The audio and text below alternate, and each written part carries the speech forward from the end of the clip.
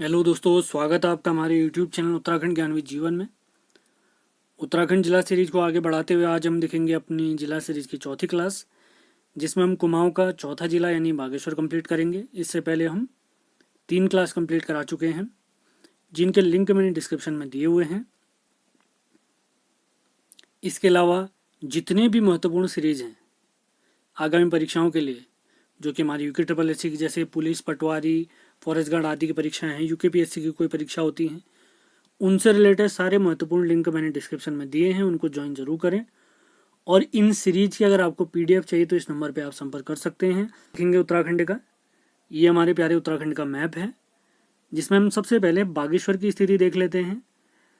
तो ये है हमारे बागेश्वर की स्थिति। तो बागेश्वर चारों ओर किससे घिरा हुआ है? चमोली, पिथौरागढ़, पिथौरागढ़ के बाद अल्मोड़ा, तो इन तीनों से घिरा हुआ है। तो ये देख रहे होंगे आप, बागेश्वर भी हमारा क्या है? आंतरिक जिला है। BRAT मैंने एक कोड बताया था आपको, जिसमें ब्रेट ये कोड है, ये बताता है हमें B से बागेश्वर, R से रुद्रप्रयाग, A से अल्मोड़ा और T से टिहरी। ये 4 जिले हैं हमारे उत्तराखंड के, जो आंतरिक जिले हैं, यानी जो न किसी बाहरी राज्य से सीमा बनाते हैं, न कि बाहरी देश से। ये हमारे आंतरिक जिले हैं। तो हमारा बागेश्वर कितने जिलों से सीमा साझा करता है? चमोली, पिथौरागढ़ और अल्मोड़ा। ये पूरा पोर्शन हमारा बागेश्वर वाला है। उम्मीद है सारे पॉइंट आपके क्लियर हो रहे होंगे। अब बढ़ते हैं आगे। सबसे पहला पॉइंट है हमारे बागेश्वर से रिलेटेड इसका स्थापना वर्ष। अगर स्थापना के बारे में पूछा जाता है तो बागेश्वर का स्थापना है 18 सितंबर 1997। महत्वपूर्ण फैक्ट। तो बागेश्वर का स्थापना अगर हम देखते हैं तो स्थापना है 18 सितंबर 1997। इसके अन्य नाम प्राप्त होते हैं हमें वागीश्वर, उत्तर का वाराणसी, बागनाथ, व्याघ्रेश्वर, दानपुर, अग्नितीर्थ, नीलगिरी इसका नाम प्राप्त होता है मानसखंड में, और गोल्डन वैली भी प्राप्त होता है। ऐसी मान्यता है कि भगवान शिव जी यहाँ पर बाघ के रूप में विचरण करते हैं। तो व्याघ्रेश्वर शिव जी को दर्शाते हैं यहाँ पर। और अगली चीज हमने ध्यान रखना है, दानपुर घाटी पूछे, गोल्डन वैली पूछे, नीलगिरी घाटी पूछे, ये सारी घाटियां कहाँ पर स्थित। अगला पॉइंट देखते हैं। बागेश्वर हमारा सरयू और गोमती के संगम पर स्थित है।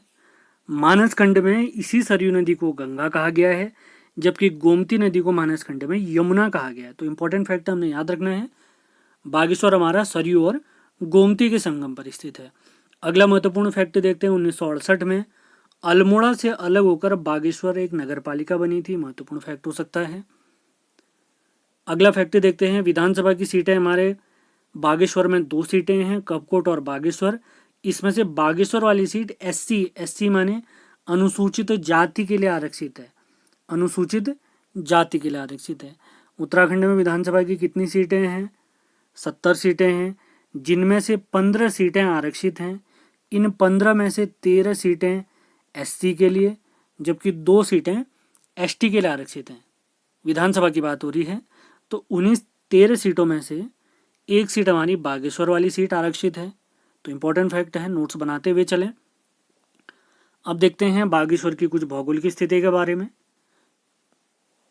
तो सबसे पहला पॉइंट है, ये एक आंतरिक जिला है। मैंने आपको बता दिया है, हमारे उत्तराखंड में 4 जिले ऐसे हैं जो आंतरिक जिले हैं, यानी न बाहरी राज्य से सीमा बनाते हैं न बाहरी देश से।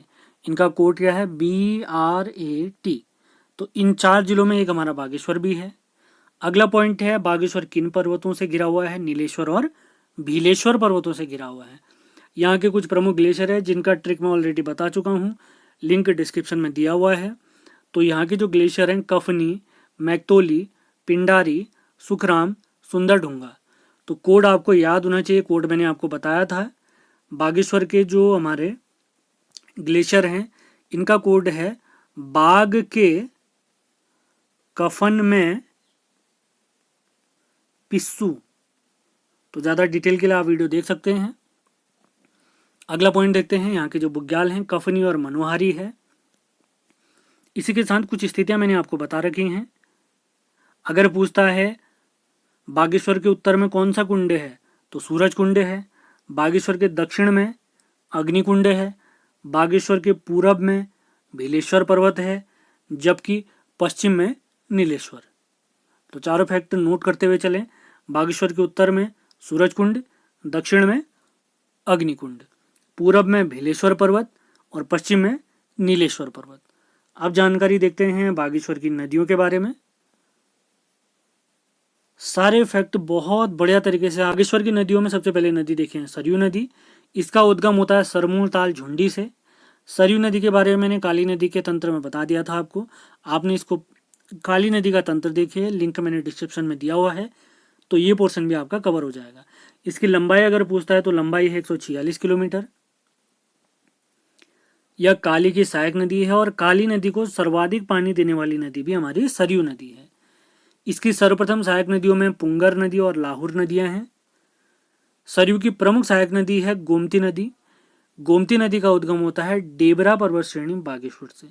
इंपॉर्टेंट फैक्ट है, गोमती नदी के तट पर ही बैजनाथ तीर्थ है। महत्वपूर्ण फैक्ट बागेश्वर का। बागेश्वर में गोमती, सरयू और गुप्त सरस्वती नदियों का संगम होता है। कितना इंपॉर्टेंट फैक्ट है, तो बागेश्वर में सरयू, गोमती और गुप्त सरस्वती नदियों का संगम होता है। अगला फैक्ट देखते हैं काकरी घाट। तो काकरी घाट में सरयू और पनार नदी का संगम होता है। रामेश्वर तीर्थ घाट के पास में सरयू और पूर्वी रामगंगा नदियों का संगम होता है।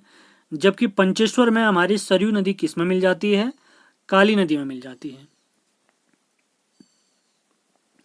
तो जो बागेश्वर की हमारी प्रमुख नदी सरयू नदी है, ये किसकी सहायक नदी है, ये काली नदी की सहायक नदी है।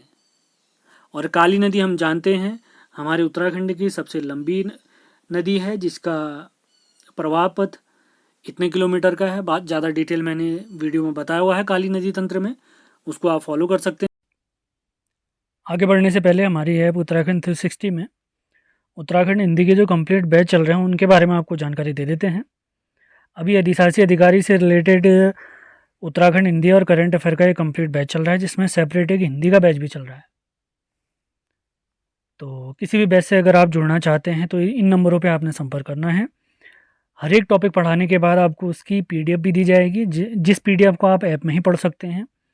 अगर उत्तराखंड हिंदी के आप हमारे बैच से जुड़ते हैं, जो आगामी video VPDO, Uttarakhand SI constable आदि सभी भर्ती परीक्षाओं के लिए मोस्ट इंपॉर्टेंट बैच होगा, तो उसमें क्या क्या आपको मिलेगा मैं आपको बता देता हूँ।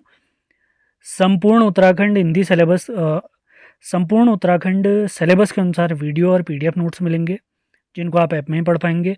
संपूर्ण हिंदी सिलेबस के अनुसार वीडियो और पीडीएफ मिलेंगे। हिंदी के 19 online topic wise practice set मिलेंगे, जिसको ऐप में ही आप प्रैक्टिस कर सकते हैं। करंट अफेयर के पीडीएफ मिलेंगे आपको जनवरी 2022 से 2023 अंत तक, जब आपका एग्ज़ाम होगा उस दिन तक। इसमें राष्ट्रीय करंट अफेयर भी शामिल होगा और उत्तराखंड करंट अफेयर भी शामिल होगा। और इसी के साथ इस बैच में आपको क्या क्या मिलने वाला है मैं बता देता हूँ। यूके और यूके ट्रिपल एस सी के जो भी प्रीवियस ईयर पेपर हुए हैं उनको आप प्रैक्टिस कर सकते हैं ऐप में है, जिसमें अभी तक हमने 34 पेपर जोड़ दिए हैं। इसी के साथ आपकी परीक्षाओं को देखते हुए 20 फुल लेंथ प्रैक्टिस सेट आपको मिलेंगे, जो कि 100 मार्क्स के होंगे। पेपर से 1 महीने पहले आपको दे दिए जाएंगे, पीडीएफ फॉर्मेट में मिलेंगे आपको। और इसी के साथ जैसे ही आप हमारे ऐप के किसी भी कोर्स से जुड़ते हैं तो उस कोर्स से रिलेटेड एक स्पेशल व्हाट्सएप ग्रुप भी बनाते हैं, जिसमें हम डेली कुछ ना कुछ नए नए नोट्स आपको भेजते रहते हैं, तो उसमें भी आपको जोड़ा जाएगा। तो किसी भी बैच से अगर आप जुड़ना चाहते हैं, कोई अन्य समस्या समाधान चाहते हैं, तो हमारे इन नंबर 7895127508 और 6399550430 पर आपने संपर्क करना है। कोर्स की वैलिडिटी 6 माह की रहेगी, आपने ध्यान रखना है। वीडियो कितनी बार और कभी भी आप देख सकते हैं, जब आपको टाइम होगा तब देख सकते हैं। करंट अफेयर की प्रिंट आउट आप निकाल सकते हैं, लेकिन जो हिंदी और उत्तराखंड के नोट्स मिलेंगे वो ऐप में ही पढ़ पाएंगे आप।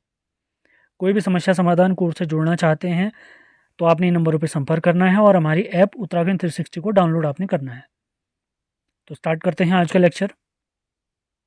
तो कोसी नदी का उद्गम होता है धार पानी धार कौसानी के पास से। इसकी लंबाई है 168 किलोमीटर। लंबाई के हिसाब से अगर देखा जाए तो यह उत्तराखंड की चौथी सबसे लंबी नदी है। तो उत्तराखंड की नदियों को लंबाई के आधार पर मैंने आपको पहले ही याद कराया था। ट्रिक में रिवाइज करा देता हूँ। काली भागी अलख के संग कोसी राम संग भागी। तो सबसे लंबी नदी काली, दूसरी भागीरथी, तीसरी अलकनंदा और चौथी सबसे लंबी नदी हमारे उत्तराखंड की कोसी। कितने किलोमीटर है? 168 किलोमीटर। अब बागेश्वर, अल्मोड़ा, नैनीताल तथा उधमसिंह नगर में बहते हुए यह नदी सुल्तानपुर उधमसिंह नगर से राज्य से बाहर हो जाती है। तो अगर पूछा जाए कोसी नदी हमारे प्यारे उत्तराखंड के कितने जिलों से बहती है? बागेश्वर, अल्मोड़ा, नैनीताल, उधमसिंह नगर, टोटल 4 जिलों से होकर यह नदी बहती है। यूपी के चमरौल में यह नदी पश्चिमी रामगंगा में मिल जाती है। कोसी नदी के अन्य नाम है कौशिकी या अल्मोड़ा का शोक भी इसको कहा जाता है। कोसी नदी घाटी क्षेत्र को धान का कटोरा भी कहा जाता है, धान की खेती के लिए काफी प्रसिद्ध है। इसकी सहायक नदियां हैं सुमालीगाड़, उलावगाड़ और देवगाड़। सुमालीगाड़, उलावगाड़ और देवगाड़। अन्य फैक्ट मैंने आपको बता दिया है। यह उत्तराखंड की चौथी सबसे लंबी नदी है। अब देखते हैं बागेश्वर के कुछ तालों के बारे में जानकारी। सुकुंडा ताल बागेश्वर में, हथछीना ताल बागेश्वर में, देवी कुंड सुंदर ढूंगा के पास में स्थित है देवी कुंड। अब देखते हैं बागेश्वर के कुछ प्रमुख स्थलों के बारे में। सबसे पहला स्थल है कौसानी। कौशिक मुनि की तप स्थली होने के कारण इस स्थल का नाम क्या पड़ा है? कौसानी पड़ा है। यह स्थल हमारा गोमती और गरुड़ गंगा नदियों के संगम पर स्थित है। महत्वपूर्ण सवाल। अगर पूछा जाए किन पहाड़ियों पर स्थित है, नदी तो हमने देख ली कौसानी के पास में गोमती और गरुड़ गंगा नदी मिलती हैं। जबकि पहाड़ियां अगर पूछा जाता है तो कौसानी क्षेत्र हमारा पिंगनाथ पहाड़ियों पर बसा हुआ है। इसके अन्य नाम क्या क्या प्राप्त होते हैं? बलना, कुमाऊं का गहना, उत्तराखंड का दार्जिलिंग। और गांधी जी ने इसको भारत का स्विट्जरलैंड कहा है। अभी आगे हम पढ़ने वाले हैं। कौसानी का संस्थापक अगर पूछा जाता है, इसको बसाने का श्रेय अगर पूछा जाए तो कुमाऊं कमिश्नर रेमजे को जाता है। अब कौसानी से रिलेटेड महात्मा गांधी से संबंधित महत्वपूर्ण फैक्ट आ रहे हैं, तो इनको बहुत ध्यानपूर्वक आपने सुनना है। नोट्स आप बना सकते हैं। पीडीएफ के लिए आपने संपर्क करना है हमारे नंबर 7895127508। अब देखते हैं गांधी जी के बारे में। 1929 में गांधी जी ने यहाँ की यात्रा की थी। किताबों में यहाँ बताते हैं कि इन्होंने 12 या 14 दिनों का प्रवास किया था। तो 12 या 14 दिन आपने ध्यान रखने हैं। गांधी जी इतने दिन यहाँ रुके थे। गांधी जी ने अपनी पुस्तक यंग इंडिया में कौसानी को भारत का स्विट्जरलैंड कहा। महत्वपूर्ण फैक्ट। एक और नाम आ गया। गांधी जी ने कौसानी में गीता की भूमिका पर अनाशक्ति योग नामक एक पुस्तक लिखी है। महत्वपूर्ण फैक्ट। कौसानी में ही स्थित अनाशक्ति आश्रम को गांधी आश्रम कहते हैं, गांधी जी के ठहरने की वजह से। कौसानी में गांधी जी की एक शिष्या है सरला बहन। इन्होंने कौसानी में गांधी जी की शिष्या सरला बहन ने कौसानी में लक्ष्मी आश्रम बसाया। महत्वपूर्ण फैक्ट। कौसानी चाय के लिए भी प्रसिद्ध है। यहाँ की जो प्रसिद्ध चाय है उसका नाम है गिरियास टी। गिरियास टी। कुछ अन्य फैक्ट की तरफ बढ़ते हैं। सुमित्रानंदन पंत जी की जन्मस्थली भी कौसानी है। इनके जन्मस्थल जहाँ इनका जन्मस्थल हुआ था, पंत विधिका इसको कहते हैं। इसको वर्तमान में संग्रहालय का रूप दे दिया गया है।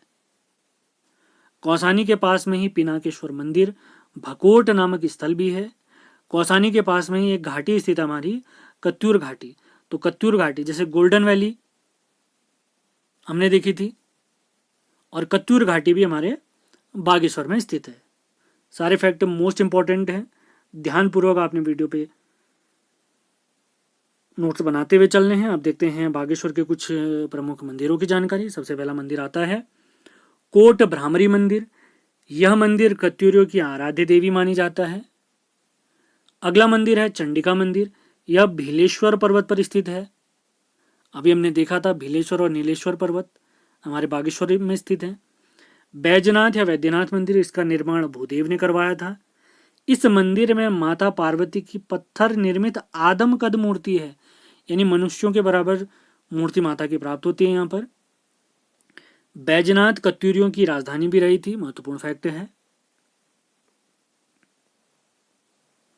नंदा देवी मंदिर, बागेश्वर का नंदा देवी मंदिर। यह मंदिर चंद राजाओं द्वारा निर्मित कराया गया और यह मंदिर कोट भ्रामरी के समीप में ही स्थित है। अगला महत्वपूर्ण मंदिर देखते हैं बागनाथ मंदिर, जो कि हमारे बागेश्वर की शान है। यह सरयू और गोमती नदियों के संगम पर स्थित है। यह मंदिर भगवान शिव जी को समर्पित है। महत्वपूर्ण फैक्ट। इसका जीर्णोद्धार चंद शासक लक्ष्मीचंद ने सन 1602 में कराया था। चंद शासक लक्ष्मीचंद। चंद शासकों के बारे में डिटेल जानकारी मैं आपको ऑलरेडी पढ़ा चुका हूँ, तो उन वीडियोज़ को फॉलो ज़रूर करें। अगला फैक्ट देखते हैं बागेश्वर के कुछ प्रमुख त्यौहार और मेले। सबसे पहला मेला है पुष्कर नाग मेला। इसके बाद आता है मूल नारायण मेला जो कि शिखर पर्वत पर लगता है। इसके बाद है माँ भद्रकाली मेला जो सानी उड्यार यानी सानी गुफा के पास में लगता है। तो एक सवाल और आ गया हमारा, सानी उड्यार या सानी गुफा अगर पूछा जाता है तो ये हमारे प्यारे बागेश्वर में स्थित है। अगला मेला देखते हैं पिंगनाथ का मेला। अभी हमने कौसानी देखा था, पिंगनाथ पहाड़ियों पर स्थित है, तो उसी से हम याद रख सकते हैं पिंगनाथ का मेला। उसके बाद आता है कोटमाई का मेला। इसके समीप ही कत्यूरी कालीन रणचूला कोट भी स्थित है, रणचूला कोट। अगला मेला देखते हैं उत्तराखंड की शान उत्तरायणी मेला। सरयू नदी के तट पर यह मेला लगता है प्रतिवर्ष मकर संक्रांति के समय या जनवरी के समय पर। इस मेले में ही चांचरी नृत्य भी किया जाता है। महत्वपूर्ण फैक्ट, 1929 में गांधी जी ने यहाँ पर स्वराज मंदिर की भूमि का शिलान्यास भी किया था। अगला महत्वपूर्ण फैक्ट है, तो आपने याद रखना है, उत्तरायणी मेले के दौरान ही 1921 में हमारे बीडी पांडे जी ने कुली बेगार प्रथा से संबंधित रजिस्टर यहीं बागेश्वर वाले क्षेत्र में सरयू नदी में बहा दिए थे, उत्तरायणी मेले के दौरान पर ही 1921 में। उत्तरायणी जो हम इस मेले की बात कर रहे हैं, इस मेले का जिक्र ई शर्मन ओकले नामक व्यक्ति ने अपनी पुस्तक होली हिमालय में भी किया हुआ है। होली हिमालय, होली शब्द का अर्थ यहाँ पर है पवित्र, ये इंग्लिश का शब्द है होली, तो आपने ध्यान रखना है। उत्तरायणी मेले में ही चांचरी नृत्य किया जाता है। 1929 में गांधी जी ने यहाँ पर स्वराज मंदिर का शिलान्यास किया था और इस मेले का उल्लेख ई शर्मन ओकले ने अपनी पुस्तक होली हिमालय में भी किया हुआ है। अब कुछ अंतिम बचे हुए फैक्ट देखते हैं हमारे बागेश्वर से संबंधित। सबसे पहला फैक्ट है बागेश्वर सबसे कम नगरीय जनसंख्या वाला जिला है। तो सबसे कम अगर नगरीय है तो इसको हम ये भी तो कह सकते हैं कि सर्वाधिक ग्रामीण जनसंख्या है। तो दोनों फैक्ट नोट करते हुए चलें। अगर पूछा जाता है उत्तराखंड में सबसे कम नगरीय जनसंख्या कहाँ है, बागेश्वर में। सर्वाधिक ग्रामीण जनसंख्या कहाँ पर है, जहाँ सबसे कम नगर होंगे उसका तात्पर्य है कि वहाँ पर सबसे ज़्यादा ग्रामीण जनसंख्या होगी। तो सर्वाधिक ग्रामीण जनसंख्या बागेश्वर में। अगला फैक्ट देखते हैं, उत्तराखंड से जेल जाने वाले पहले स्वतंत्रता सेनानी हैं मोहन सिंह मेहता जी। ये भी हमारे प्यारे बागेश्वर के निवासी हैं। अगला फैक्ट देखते हैं, हरिनगरी चाय फैक्ट्री हमारे बागेश्वर में स्थित है। अगला महत्वपूर्ण फैक्ट, अनामय आश्रम। अनामय आश्रम हमारा बागेश्वर में स्थित है।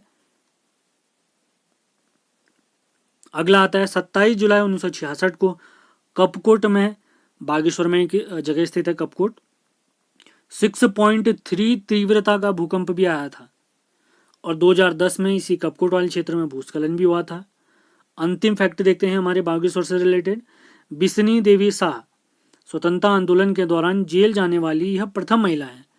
तो स्वतंत्रता आंदोलन के दौरान जेल जाने वाली प्रथम महिला और प्रथम पुरुष दोनों हमारे बागेश्वर के ही हैं। तो इसी के साथ हमारा बागेश्वर जिला समाप्त होता है। उम्मीद है इस सेशन